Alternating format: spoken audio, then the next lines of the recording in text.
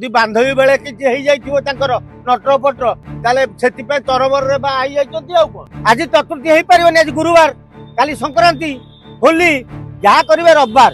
ମୋ ପ୍ରେମିକାର ବାଡିଆରେ ବାଇଡଙ୍କ ଆଉ ବିଛୁଆତି, କିନ୍ତୁ ବାନ୍ଧବୀ ବାଡିଆରେ ବାଇଡଙ୍କ ବିଛୁଆତି। ତେଣୁ ଯୋଉ ବାଇଡଙ୍କ ବିଛୁଆତି କୁଣ୍ଡେଇ ହେଲା, ତେଣୁ ଅନୁଭବ ବର୍ଷାକୁ ଛାଡ଼ିଦେଲା।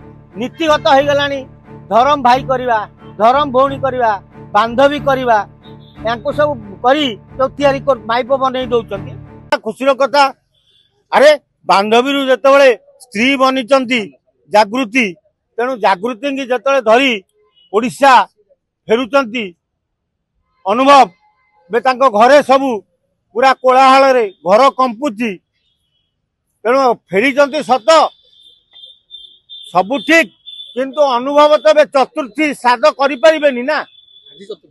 ଆଜି ଚତୁର୍ଥୀ ହେଇପାରିବନି, ଆଜି ଗୁରୁବାର, କାଲି ସଂକ୍ରାନ୍ତି, ହୋଲି, ଯାହା କରିବେ ରବିବାର। ରବିବାର ଯାଇକି ତାଙ୍କର ଚତୁର୍ଥୀ ପିଣ୍ଡ ପଡିବ। ତେଣୁ ତାପରେ ଯାଇ ସ୍ୱାମୀ ସ୍ତ୍ରୀଙ୍କର ମିଳନ ହବ। କିନ୍ତୁ ଯାହା ହଉ ଜାଗୃତି ଏତେ ଦୂରରୁ ଆସିଛନ୍ତି ଆଜି ଶ୍ରୀକ୍ଷେତ୍ର ମାଟିକୁ, ଓଡିଶାରେ ସିଏ ପଦାର୍ପଣ କରିବେ। ଓଡିଶାର ବୋହୂ ହେଇ ସବୁଦିନ ପାଇଁ ଓଡିଶାରେ ରହିଯିବେ। ଏତେ ଦୂରରୁ ଯେତେବେଳେ ପଳେଇ ଆସିଛନ୍ତି, ଜଣେ ବିଦେଶୀ ତ କୁହାଯିବନି ତାଙ୍କୁ, ଅନ୍ୟ ରାଜ୍ୟର ମହିଳା ଯେତେବେଳେ ଆସି ଓଡିଶାରେ ବୋହୂ ହଉଛନ୍ତି, ତାଙ୍କୁ ଓଡିଶା ଲୋକ ନିହାତି ବଧାଇ ଦେବା ଦରକାର। ତେଣୁ ଅନୁଭବଙ୍କର ଗୋଟେ କଥା ଧୀରେ ଧୀରେ ମନେ ପଡୁଥିବ ବର୍ଷାଙ୍କ କଥା, କାରଣ ବର୍ଷା ତାଙ୍କର ପ୍ରଥମ ପ୍ରେମିକରୁ ପ୍ରଥମ ସ୍ତ୍ରୀ ହେଇଥିଲେ। ତେଣୁ ଆଜି ପ୍ରଥମ ସ୍ତ୍ରୀ କି ଛାଡି ଦ୍ୱିତୀୟ ସ୍ତ୍ରୀ ସହିତ ଯେତେବେଳେ ଘର ସଂସାର କରିବାକୁ ଅନୁଭବ ଆଗେଇ ଯାଇଛନ୍ତି, ବର୍ଷା ଏବେ ବହୁ ବର୍ଷା ଯୋଉଟା ଚିନ୍ତା କରିନଥିଲେ ଯେ ସତରେ କଣ ଅନୁଭବ ମତେ ଛାଡିଦେବେ, ଆଉ ଗୋଟିଏ ପତ୍ନୀ ଗ୍ରହଣ କରିବେ, ଏକଥା କେବେ ବି ବର୍ଷା ତାଙ୍କ ମନରେ ଭାବିନ। ଆରେ ପ୍ରେମିକାରୁ ମୋ ପ୍ରେମିକାର ବାଡିଆରେ ବାଇଡଙ୍କ ଆଉ ବିଛୁଆତି, ତେଣୁ ବାଇଡଙ୍କ ବିଛୁଆତି ପ୍ରେମିକ ବାଡିଆରେ ରୁହେ, କିନ୍ତୁ ବାନ୍ଧବୀ ବାଡିଆରେ ବାଇଡଙ୍କ ବିଛୁଆତି ନୁହଁ। ତେଣୁ ଯୋଉ ବାଇଡଙ୍କ ବିଛୁଆତି କୁଣ୍ଡେଇ ହେଲା, ତେଣୁ ଅନୁଭବ ବର୍ଷାକୁ ଛାଡ଼ିଦେଲା। ଆରେ ଶୁଣ, ଅନୁଭବ କରିନାହାନ୍ତି, ଏଇଟା ଓଡିଶାରେ ଗୋଟେ ନୀତିଗତ ହେଇଗଲାଣି ଧରମ ଭାଇ କରିବା, ଧରମ ଭଉଣୀ କରିବା, ବାନ୍ଧବୀ କରିବା, ୟାଙ୍କୁ ସବୁ କରି ମାଇପ ଯୋଉ ତିଆରି ମାଇପ ବନେଇ ଦଉଛନ୍ତି। ଏଇଟା ଗୋଟେ ପ୍ରହସନରେ ପରିଣତ ହେଇଗଲାଣି। ତେଣୁ ବାନ୍ଧବୀ କରିଥିଲେ, ତାପରେ ଏବେ ସ୍ତ୍ରୀ କଲେ, ଅସୁବିଧା କଣ ହେଇଗଲା?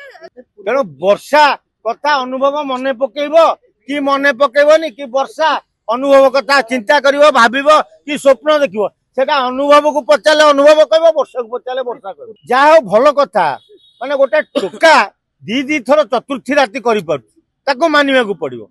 କାହା ଭାଗ୍ୟରେ ଆସେ? କ୍ୱଚିତ ଲୋକଙ୍କ ଭାଗ୍ୟରେ ଆସେ ଦି ଥର ଚତୁର୍ଥୀ ରାତି କରିବା, ଆଉ ଦି ଥର ବରବେଶ ହବା।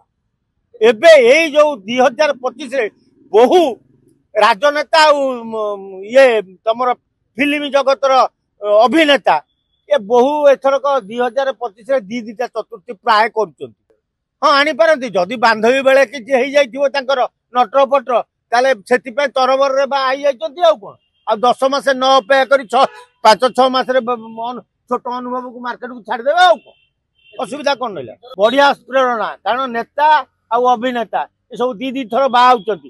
ତମେ ଯଦି ଯୁବ ସମାଜ ତାଙ୍କୁ ଫଲୋ କରିବ, ଘରକୁ କିଳା ନେଇକି ଆସିବ।